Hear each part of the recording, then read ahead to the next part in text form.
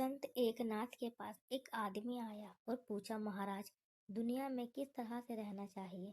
संत ने कहा, जरा मेरे सामने आ, पहले तेरा माथा देख लो कि तेरा जीवन बाकी भी है कि नहीं। वो आदमी सामने आया और माथा दिखाया। संत ने कहा, तेरी तो 7 दिनों में मौत है, अब तू कहे तो बताऊं। आदमी बोला, फिर रहने दो। वह भागता हुआ गया। वो बहुत चिंतित हो गया था। सबसे पहले उसने उन लोगों से माफी मांगी जिनको उसने भला बुरा कहा था। फिर जिन लोगों से झगड़ा किया था, बेईमानी की थी, उनसे भी जाकर माफी मांगी।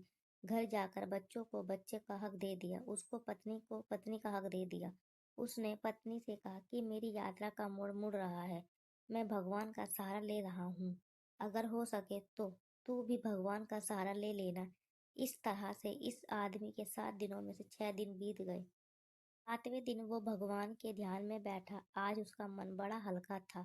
फिर उसे याद आया कि एक बार संत से चलकर पूछ ले कि कैसे जीना है, अगले जन्म में फिर वैसे ही जी लेंगे।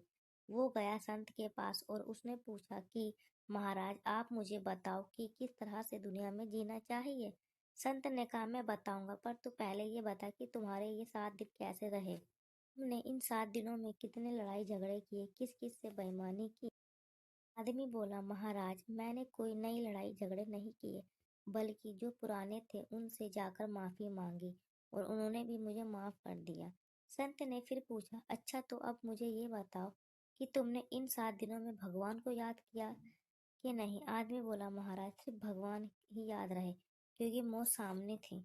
संत ने कहा, तो फिर जा, बाकी की जिंदगी भी ऐसे ही बीता।